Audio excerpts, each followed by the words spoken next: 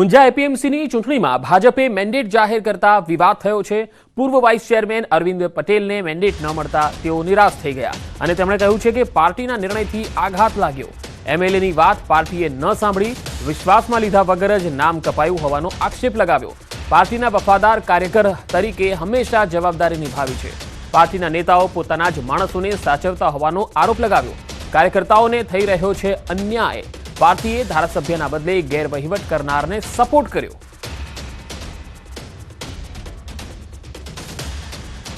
એમને પ્રયત્ન ઘણો બધો કર્યો છે, પરંતુ એમની વાત પાર્ટીએ પણ સાંભળી નથી એવું મને લાગી રહ્યું છે। પરંતુ જો મારું નામ કપાયું છે આજે, એ બાબતે એટલું કહીશ કે એમને મને વિશ્વાસમાં લેવો જોઈતો હતો કે તમારું નામ કપાઈ રહ્યું છે। એ બાબતે મને પણ કોઈ જાણ કરવામાં નહોતી આવી। મારા જેવા હજારો લાખો કરોડો કાર્યકર્તાઓ માટે નિરાશાજનક છે। ઊંઝાના ધારાસભ્ય કિરીટ પટેલનું પણ નિવેદન સામે આવ્યું। તેમણે કહ્યું, મેન્ડેટ ના મળ્યું એટલે નામ કપાયું એવું ન કહેવાય। પાર્ટીએ અમારી સાથે નક્કી કરીને મેન્ડેટ આપ્યો। અરવિંદ પટેલનું નામ કપાયું એ પક્ષનો નિર્ણય છે। ફોર્મ પરત ન ખેંચવા પર બોલ્યા કિરીટ પટેલ, કોઈ કારણસર છેલ્લા દિવસે ફોર્મ ખેંચવાનું રહી ગયું હતું। નામ કપાયું ન કહેવાય, પણ પક્ષે જે મેન્ડેટ આપ્યો અને અમારી સાથે ચર્ચા કરીને નક્કી થયેલું હતું અને અમે જે મેન્ડેટ આવ્યો છે એ પ્રમાણે હવે મેન્ડેટના જે નામ છે એના ઉમેદવારોને જીતાડવા પ્રયત્ન કરવાના છીએ। એ વખતે બી ફોર્મ ખેંચવાની વાત ચર્ચા હતી, પણ કોઈ પણ કારણસર ફોર્મ ખેંચવાનું રહી ગયું એ વખતે। બનાસકાંઠા જિલ્લાના કાંકરેજની થરા નગરપાલિકાએ માતબર રકમનું વીજ બિલ ચૂકવવાનું બાકી છે। ત્યારે વીજ બિલ મામલે સંકલનની બેઠકમાં વિદ્યુત બોર્ડના ઇજનેરે રજૂઆત કરી। મામલતદાર સમક્ષ ઇજનેરે 4 કરોડ આસપાસની રકમનું વીજ બિલ બાકી હોવાની રજૂઆત કરી। 72 કલાકમાં વીજ બિલ નહીં ભરે તો વીજ કનેક્શન કાપવાની પણ નોટિસ આપી।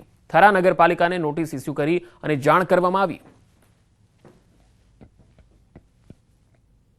72 કલાકની નોટિસ યાની કે 72 કલાકના અંદર વીજ બિલના નાણાં થરા નગરપાલિકાએ ભરપાઈ કરી દેવા, અન્યથા વીજ જોડાણ કાપી નાખવામાં આવશે એ બાબતે નોટિસ પાઠવેલી। વીજ બિલ ના ભરવામાં આવે તો વારીગૃહના પણ કનેક્શન કપાઈ શકે, જેથી પબ્લિકને હાલાકી ભોગવવાનો વારો આવી શકે। રસ્તાના અભાવે સગર્ભાને જોડીમાં લઈને જવી પડી। નર્મદાના ચાપટ ફળિયાનો એક વિડીયો વાયરલ થયો છે। સારવાર ન મળતા જંગલમાં જ સગર્ભાએ બાળકને જન્મ આપ્યો। ગર્ભવતીને રસ્તાના અભાવે લાકડાના 2 દંડા લઈ વચ્ચે સાડીની જોડી બનાવી અને હોસ્પિટલ લઈ જવાઈ હતી। સ્થાનિકોના મતે આ વિસ્તારમાં 10 કિલોમીટર સુધી રસ્તો જ નથી। પ્રસૂતાને પીડા ઉપડતા તેને જોડીમાં નાખી અને લઈ જવામાં આવી, જ્યાં ખુલ્લા જંગલમાં મહિલાએ બાળકને જન્મ આપ્યો। સ્થાનિકોના મતે 10 કિલોમીટરમાં રસ્તો ન હોવાથી કોઈ વાહનો આવી શકતા નથી। ચાપટ ગામમાં 3 પેટા ફળિયા છે, જેમાં ચાપટ ફળિયું, બીજું તિલખડી અને ત્રીજું ગમડ ફળિયું છે।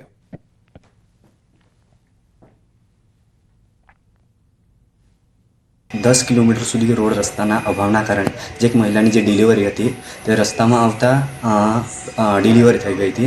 कारण के एवा केटलाक बनाव बने छे के रस्ताना अभावना कारणे ત્યાં કોઈ વાહન વ્યવહારની સુવિધા વાહન વ્યવહાર જઈ શકે એવી કોઈ સુવિધા ન હોવાના કારણે રસ્તામાં જ આવતા ડિલિવરી થઈ ગઈ છે। તો અમારી જે માંગ છે એ રસ્તો બનાવી આપે ગામની અંદર, અને ગામની અંદર કોઈક આરોગ્યની સુવિધા મળે।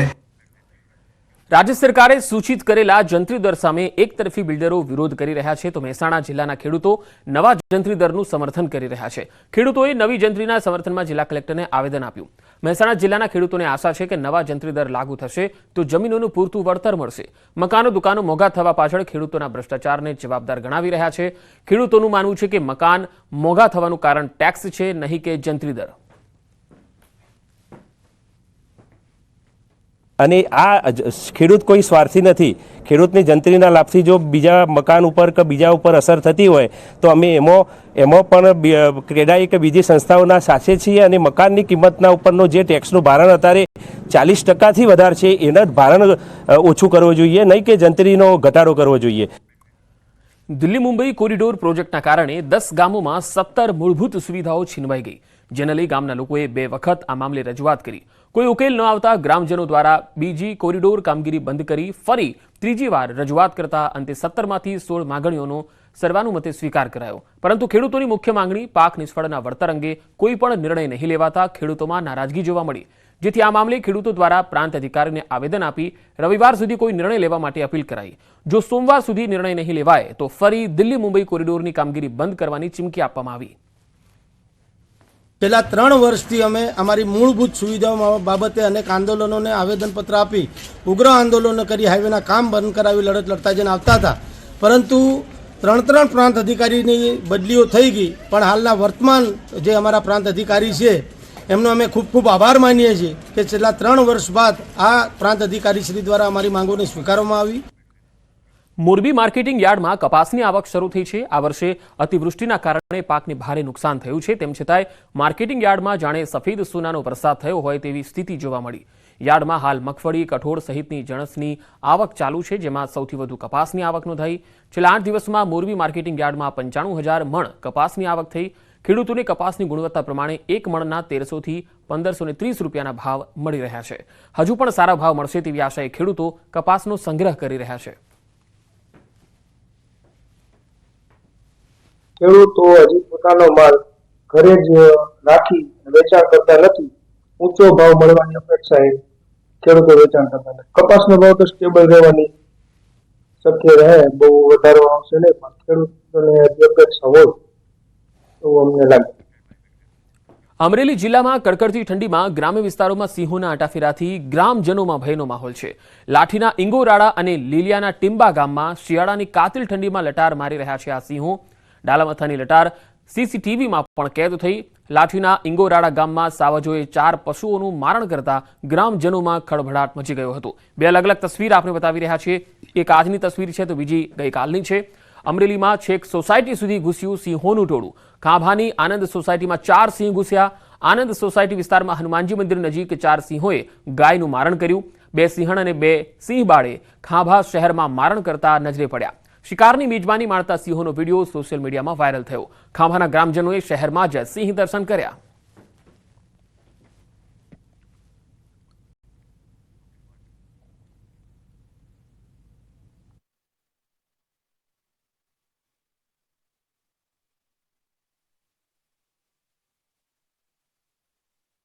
બે વર્ષ સેવાના,